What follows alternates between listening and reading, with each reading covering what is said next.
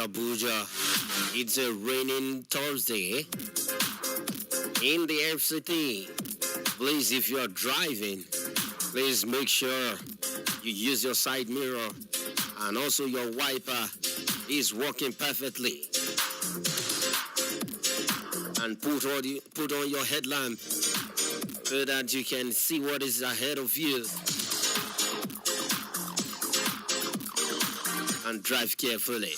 The program is Citizen Sport, reaching you from 92.7 FM with me, Emmanuel Fashimi. This morning we've got you covered on a whole lot happening in the world of sport.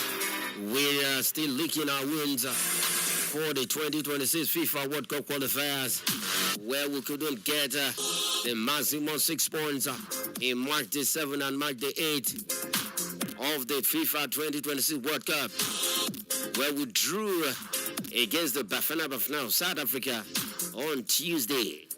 Yes, all hope is not lost. It looks very dicey and tricky for the Super Eagles to make it to the World Cup.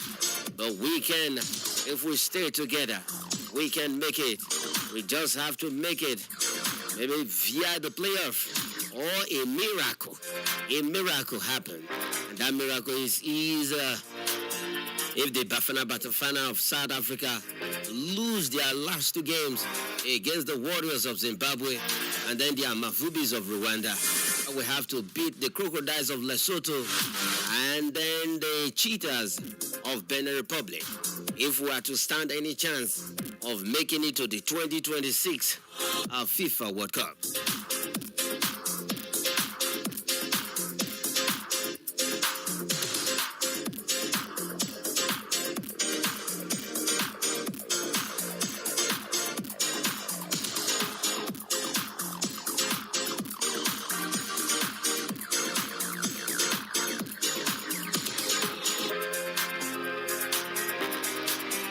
The NFF also has debunked the rumor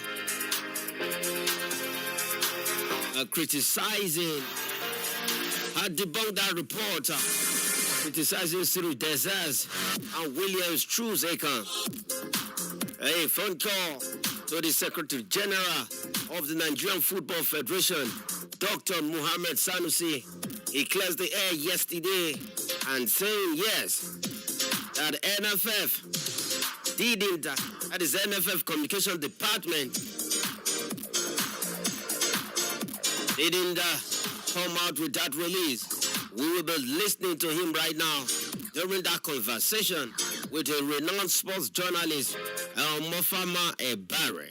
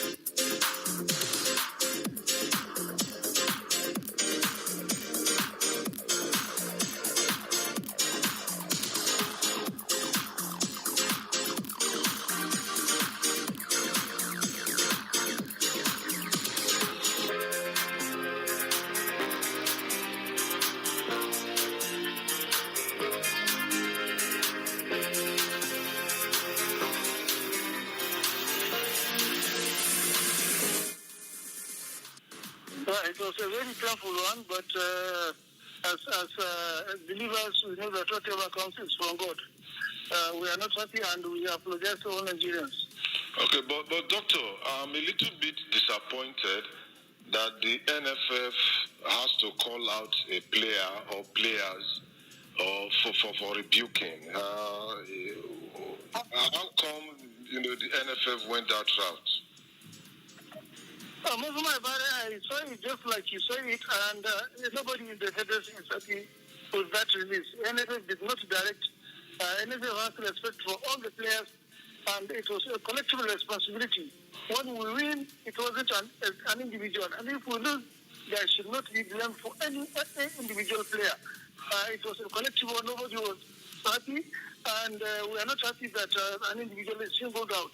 That individual has contributed significantly to the development of football in Nigeria. Remember last AFCON, he was the best, he was the African footballer, he was the best player, and we celebrated him. So I don't know how this thing came, but nobody is happy. But Nigeria Football Federation is taking action on that matter. Okay, because football is a collective activity. It's not an individual game, even if it is an individual. I'd want to say, Truce Ekong, as captain of the side, did it intentionally, want to score an own goal. No player would want to score an own goal. No player. When things come, they come spontaneously. The intention was for him to clear the ball. That was the intention. But as God will have it, it was the destiny that the ball entered. But Ekong will not deliberately score an own goal. No player will score an own goal. That is understood by everybody that knows football. Okay, let's see. We still have 2 matches, match day 9 and 10. And we have the Nations Cup, coming up in December. Will the NFF be able to put its house together, to get a strong, footing going into the Nations Cup? Now that technically the 2026 World Cup seems beyond our reach. The house is already in order. We don't have any problem. As I said, we're not happy with that release. There is no problem as far as we are concerned and as far as our relationship with our players are concerned and the coaching crew. Thank you very much, Dr. Sam.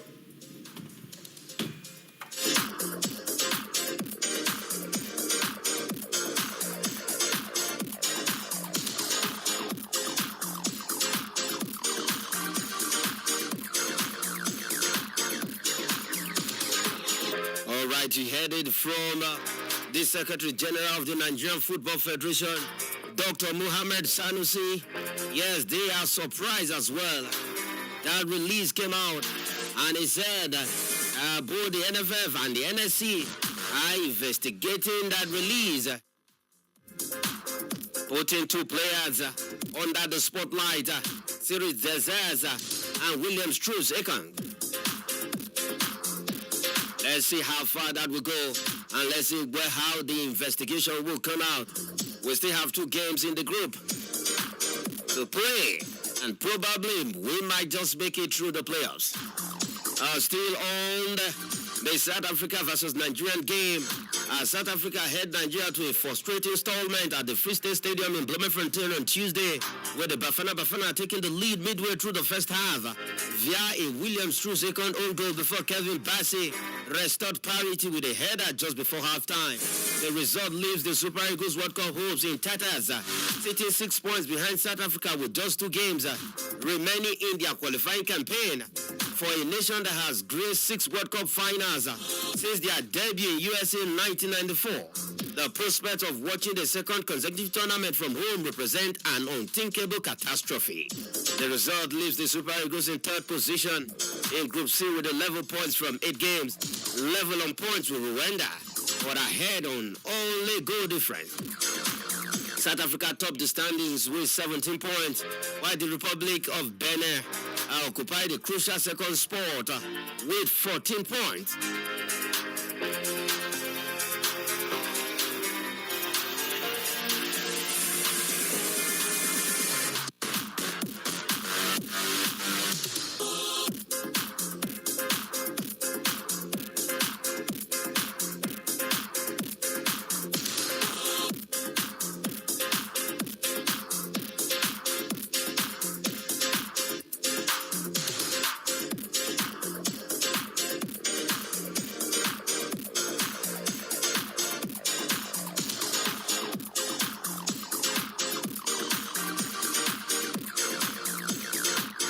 Yes, speaking after that devastating draw,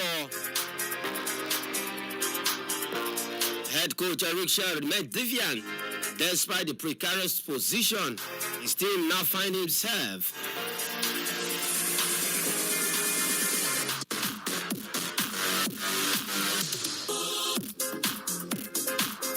He said, my players are professionals and I know they still want to win the remaining 2 games. That is according to the Malian coach.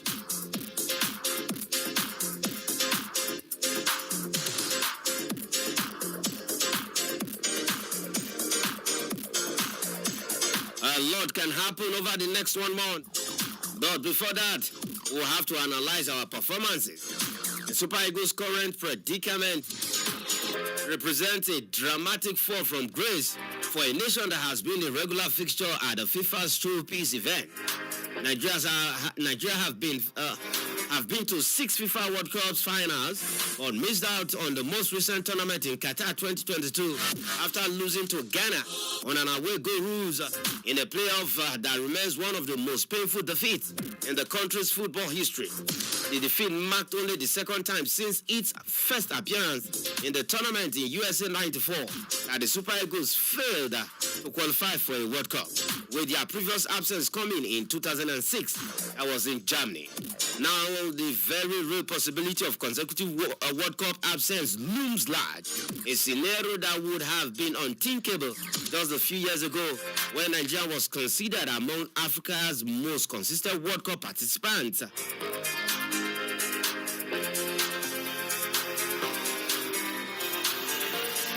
The Eagles' road to this crisis has been marked by a series of costly slip-ups throughout the qualifying campaign.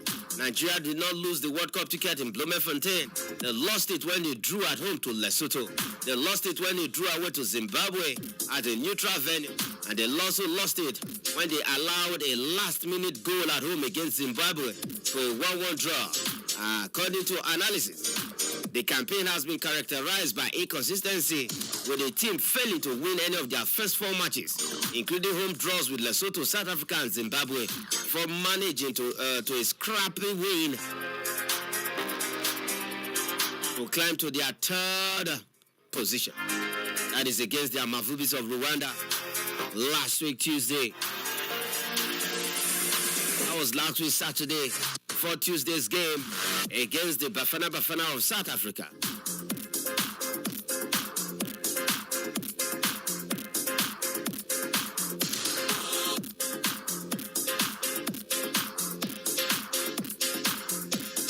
The mathematics now for the Super Eagles is that they must win their remaining 2 fixtures against Lesotho and Benin Republic, whilst hoping South Africa falter in their final games.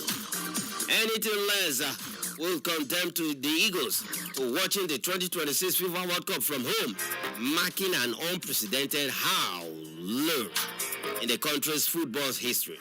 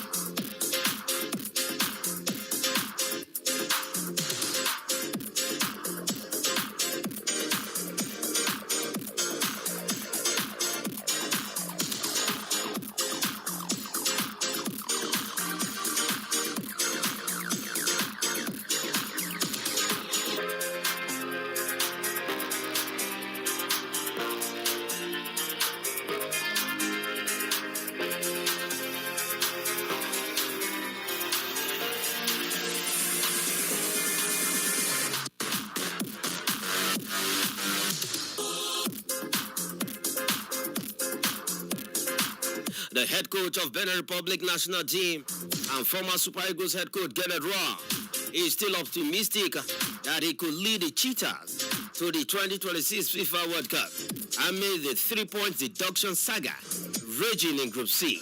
Gernot Rohr's Benin Republic are second in qualifying Group C with 14 points, just 3 points behind leaders South Africa with 2 matches to go. They moved within 3 points of the leaders on Tuesday night thanks to a 4-0 thumping of Lesotho. After South Africa's 1-1 draw against the Super Eagles of Nigeria, the Benin Republic wasted no time closing the gap. All the Bafana Bafana asserting their dominance as Steve Munir put his side in front in the 60th minute. Oni then turned provider in the 23rd minute as certain Andres Hutumji for the second goal of double Rua's team lead. The third goal came in the 33rd minute through Hassani Imarwani, who capitalized on a brilliant assist from Junior Olaitan. Olaitan then sealed the victory in the 67th minute, and then the fourth goal with a composed finish as Benin recorded a resounding 4-0 victory. Ahead of their last two games against Rwanda and Nigeria in October, Roa believes there is still all to play for as leaders. South Africa also risks losing 3 points. He said we still have a chance to qualify for the World Cup, but South Africa still have the 3 points from the Lesotho game. This is really a scandal, and no one is talking about it. It is unbelievable. If everything goes well, we will level in point with South Africa, who should lose 3 points according to the regulations because of that player who wasn't eligible to play. That is Kenneth Roa talking. South Africa here had feeded Tebu Mokoena, who had accumulated 2 yellow cards during their win over Lesotho in March. But CAF and FIFA have remained silent on the saga.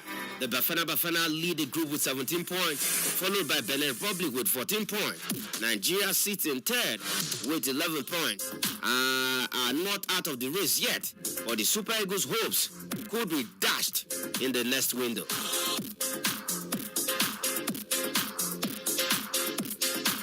The Super Eagles just have to win their remaining games if they are to make it to the 2026 FIFA World Cup. The question is, do you think the Super Eagles will make it to that World Cup? You can drop your comment on the WhatsApp number 0818 0818 222205 0818 222205 or a call to 0903 2229797 0903 2229797. A WhatsApp message simply on 0818 2222205.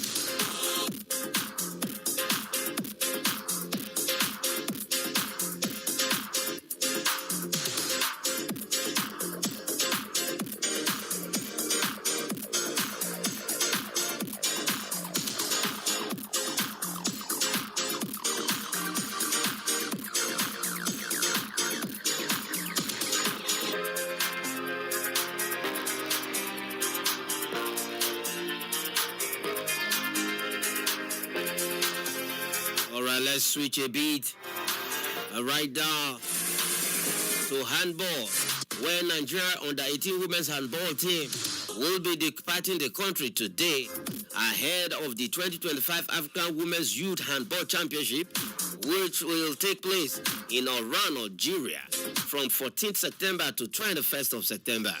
The team, which had been preparing for the biennial competition at the Rowing Park in Yaba, Lagos, will be led by head coach John Uzo as they look to finish on the podium, as well as pick up a ticket to the World Championships for next year.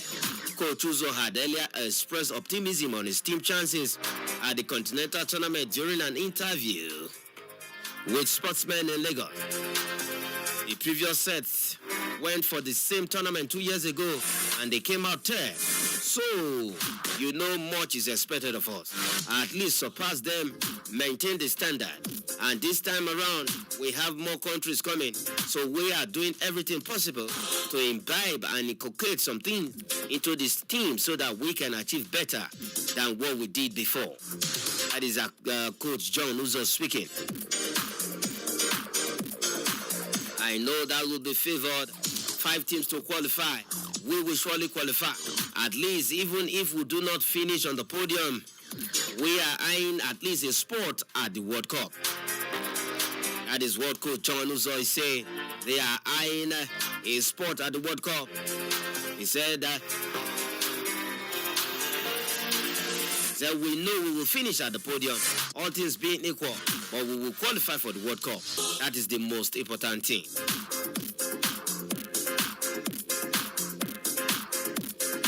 A total of 11 countries will be competing for honors at the Under-18 tournament, which will be played at two venues in the city of Oran, Algeria, namely the Mouloud Hadefi Complex Arena, which boasts a capacity of 7,000, and the 5,000-seater Hamou Boutaliza Sports Palace. Nigeria will slug it out with Angola, Tunisia, Kenya, Benin Republic, and Madagascar in Group A, while host Algeria will tackle defending champions Egypt, Guinea, Burkina Faso, and Zambia in Group B. Nigeria finished on the podium at the 2023 edition held in Monastir, Tunisia, after defeating three-time champions Angola 28-24 in the bronze medal match.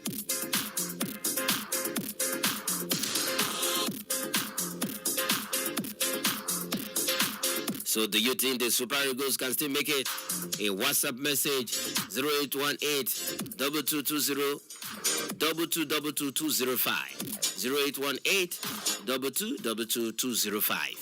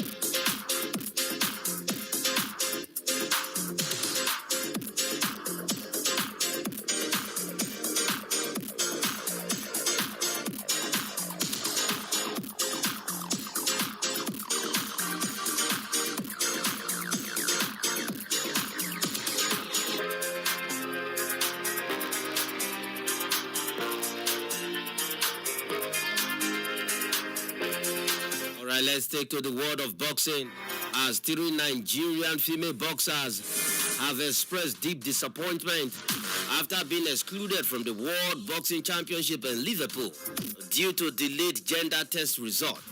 Blessing Orakwe, Mistura Idowu, and Zainab Adeshina were barred from competing despite traveling to the UK for the championship, leaving them devastated after months of preparation. I was heartbroken and disappointed not to participate in the tournament. That is according to Orakwe. I believe in my ability, and I know that the new weight category that I went for, I know that there is no one there that is better than me. I knew that I was going to get the gold. It's frustrating.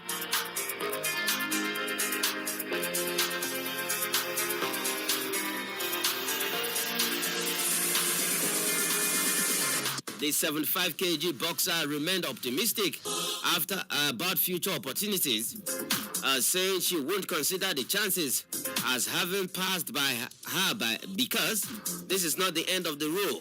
There are still more championships this year and next year.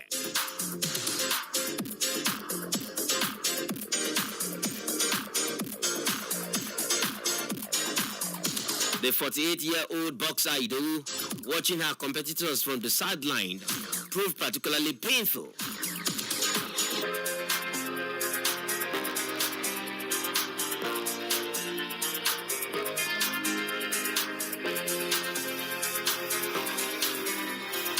The 75 kg boxer remained optimistic about future opportunities, saying she won't consider the chances.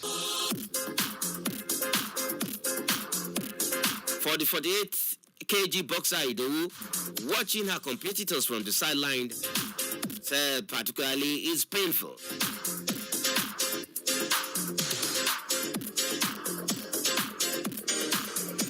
Adeshina, on the other hand, is competing in the 51 kg category, described her heartbreak over the exclusion.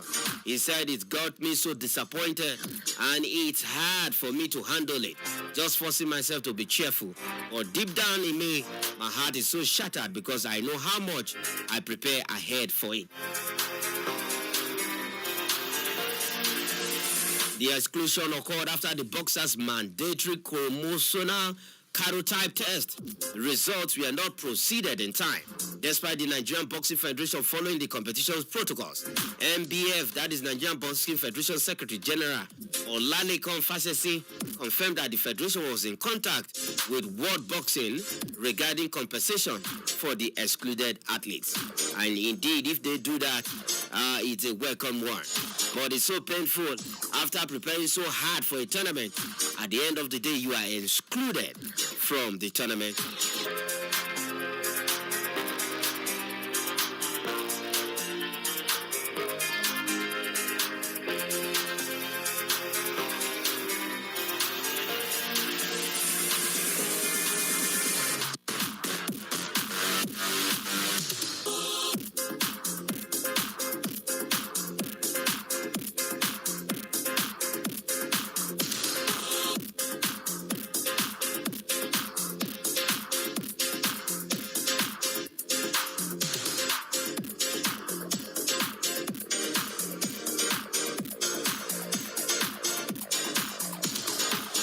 Okay, let's take to the world of cricket. As 4 Nigerian cricket coaches, including female Yellow Greens head coach Leke Oyede and his under-19 counterpart Theophilus Ibodeme, Sarah Bakita, and Blessing Etimajala, were in Windhoek, Namibia, for the International Cricket Council Level 2 coaching course. The 3-day course, which ended on Wednesday, was attended by 12 participants from Rwanda, Uganda, Sierra Leone, Nigeria, and Kenya. Nigeria's formal representation was the highest, a pointer to the country's knack for coaching education. The course forms part of the ICC Legacy Program, which focuses on empowerment, skills development, and long-term impact in the game of cricket.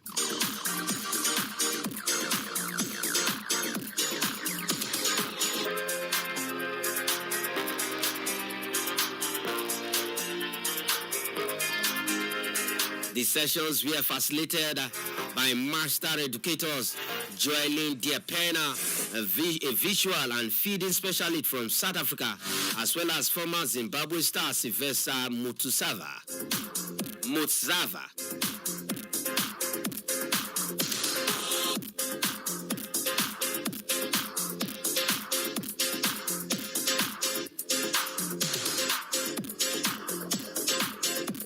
Through combination of practical training and theory, the participants were equipped with advanced coaching skills designed to elevate player development in their respective countries.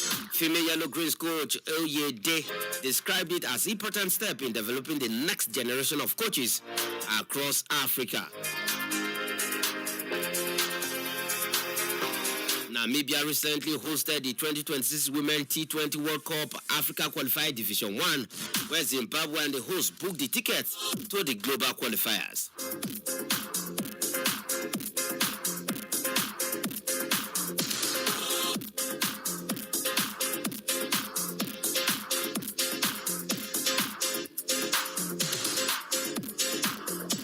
All right, back to the FIFA World Cup qualifiers in Africa, as football fans in Democratic Republic of Congo went on rampage on Tuesday evening, vandalizing seats at the Kinshasa Stade de Mataz after their team's 3-2 defeat to Teranga Lions of Senegal in the 2026 FIFA World Cup qualifiers.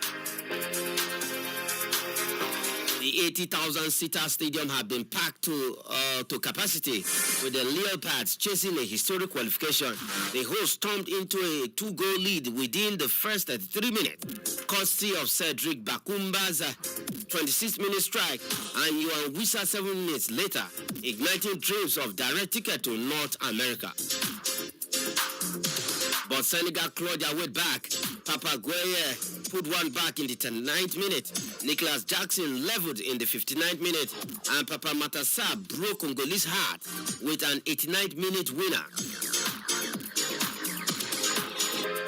At full time, frustration in the stands boiled over.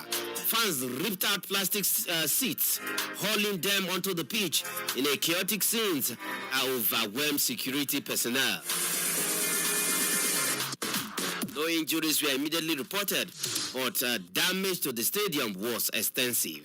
The result reshaped the group standings. Senegal now top with 18 points from 8 matches, holding a superior goal difference, while DR Congo slipped to second on 16 points.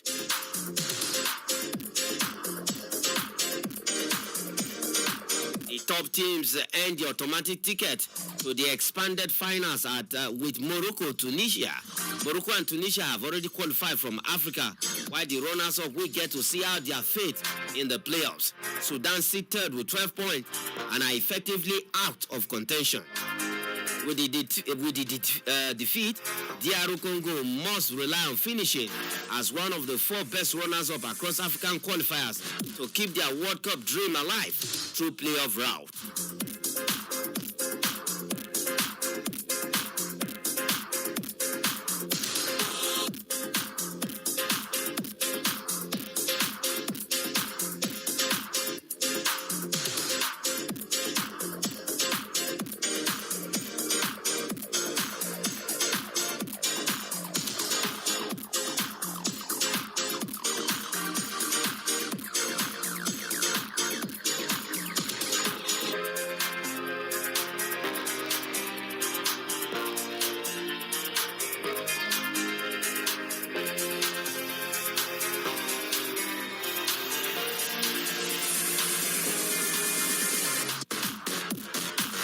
Okay, let's go to Europe and take some stories in the world of football in Europe. As former Leicester City striker Jamie Vardy said age is just a number as he opens a new chapter of his career with Italian side Cremonese. The 38-year-old, who is regarded among Leicester City's greatest players, left the club at the end of last season, calling time on a 13-year spell at the club where he scored 200 goals in 500 appearances. He notched 24 of those in their Premier League title winning 2015-16 season. Vardy signed for newly promoted Serie A side Cremonese on a free transfer earlier this month, and he could make his debut for the northern Italian side Monday against Verona. Asked if he and other veterans such as Kevin De Bruyne motivated to perform at the highest level, he replied, "You must be one of the doubters. You are one that I will have to prove wrong."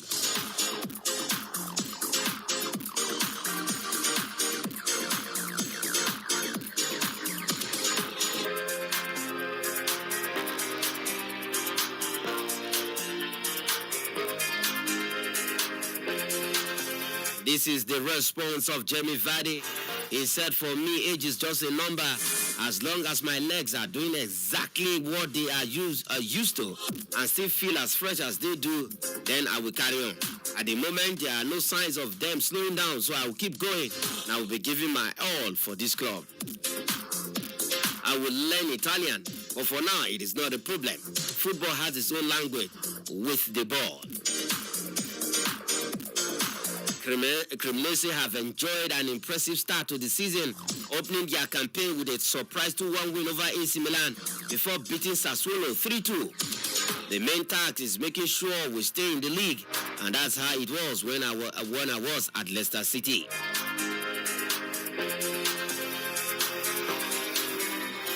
We know that the FIFA window is over and the leagues are back in Europe.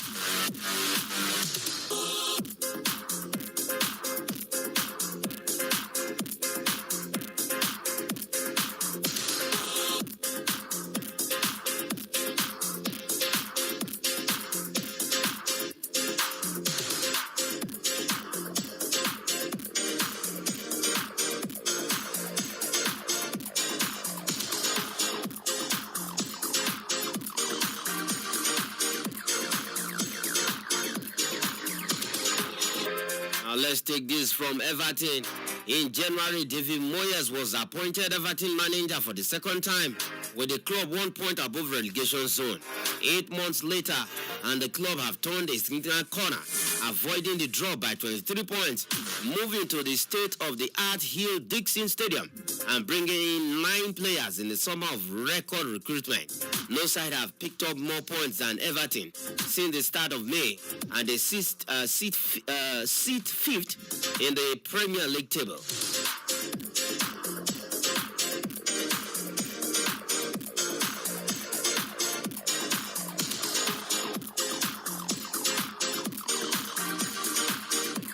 The biggest challenge facing Everton this summer was how best to overhaul a threadbare squad following the departure of 9 senior players, including first-team regulars Abdullahi Dokure, Dominic Calvert-Lewin, Jack Harrison, and Ashley Young. The response has been comprehensive. Everton have signed 9 players at a net cost of £97 million based on initial fee, their highest net outlay in summer transfer window, and more than they had spent over the previous 7 seasons combined, £71 million.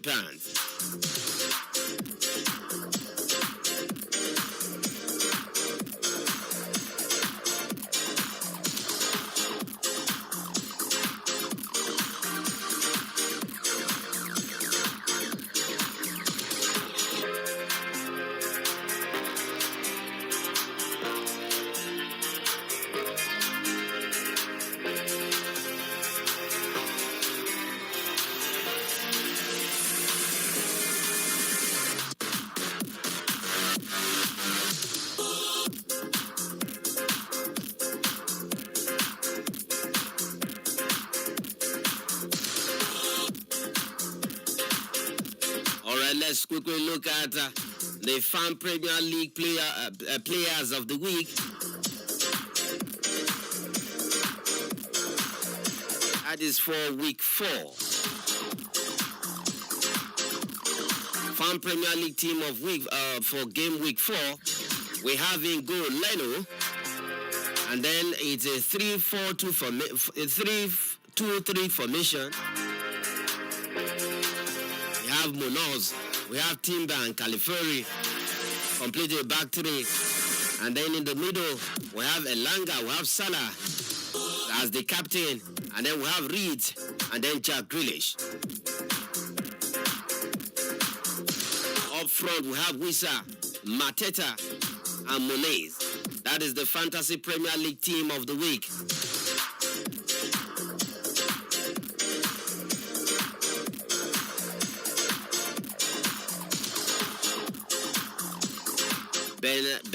Bernard Leno of Fulham is the goalkeeper for Fulham. So he stays in between the stick for the team of the week.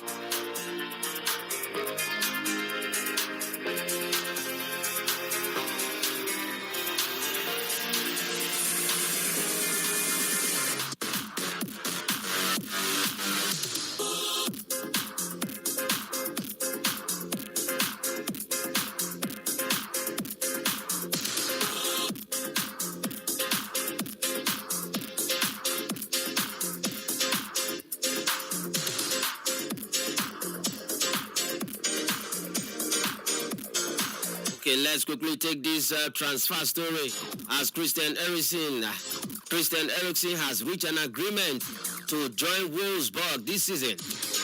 The Denmark midfielder became a free agent this summer after his contract with Manchester United expired. Eriksen already turned down an offer to join Championship side Wrexham. And now, just 10 days after the transfer window slammed shut, Eriksen has made a decision on his next team. Wolfsburg have now agreed personal terms with Eriksen, who flew from Odense to Braunschweig to finalize the move. The free transfer is believed to be on the verge of completion, subject to a successful medical.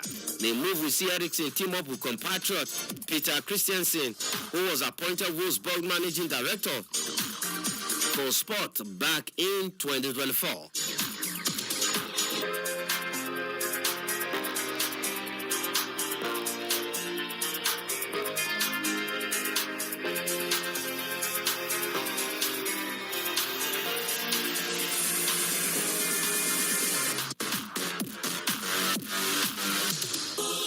Manchester United are eyeing a January move for Nottingham Forest and England midfielder Elliot Adamson. Arsenal are in advancing in talks to extend the deal of England winger Bukayo Saka and France centre-back William Saliba, with the pair both out of contract at the end of the 2026-2027 season. Cameroonian goalkeeper Andre Onana, who is close to a loan move to Trabzonspor, turned down offers from a number of clubs, including Monaco, in the summer, as the 29-year-old was told he would be Manchester United. The Manchester United will be Amorim's first choice this season. Manchester United and Netherlands left back Tara Malaysia could be set for a season-long loan at Turkey Super League side Eyüpspor. Liverpool and Manchester United are among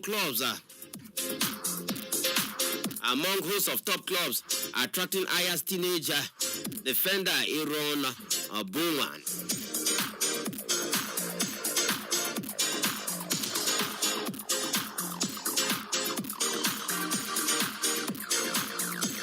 Alright, the last line before we go. Ashanti Kotoko of Ghana have begun to solicit fan support ahead of their CAF Confederations Cup preliminary first leg tie against Kwara United. The Ghanaian club have embarked on a tour to create awareness for the upcoming match. Ashanti Kotoko are making a return to continental competition after 5 years of absence, while Kwara United last featured in the tournament in 2023. Kwara United is of Nigerian club, MPFL. Alright, this is where we'll leave it on the program. Citizen Sports this morning. The show makes a return tomorrow after the news at 9. Up next is Inside with Lawrence Omoite. I am Emmanuel Fashimi. Say thanks for listening. See you at the other side.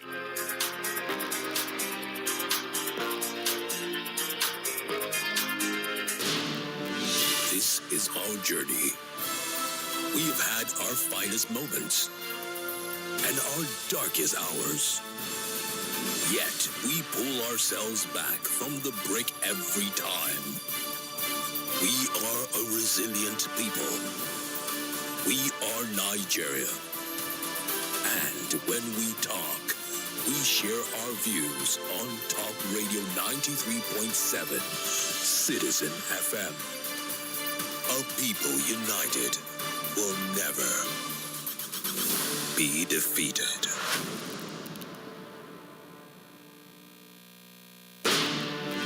This is our journey. We've had our finest moments and our darkest hours. Yet we pull ourselves back from the brink every time. We are a resilient people. We are Nigeria. And we share our views on Top Radio 93.7, Citizen FM. A people united will never be defeated. The Renewed Hope Agenda for Nigeria is the brainchild of President Asiwaju Bola Ahmed Tinubu's administration.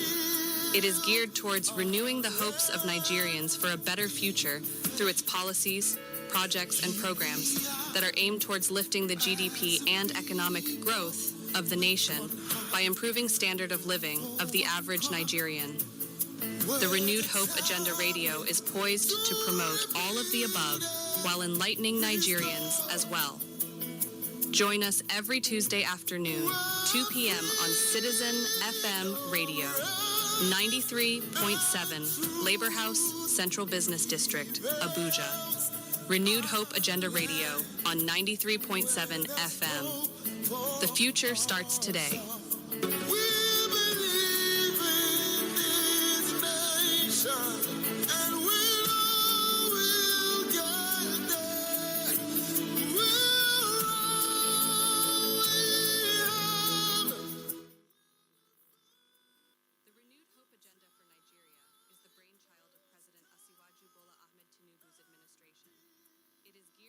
Renewing the hopes of Nigerians for a better future through its policies, projects, and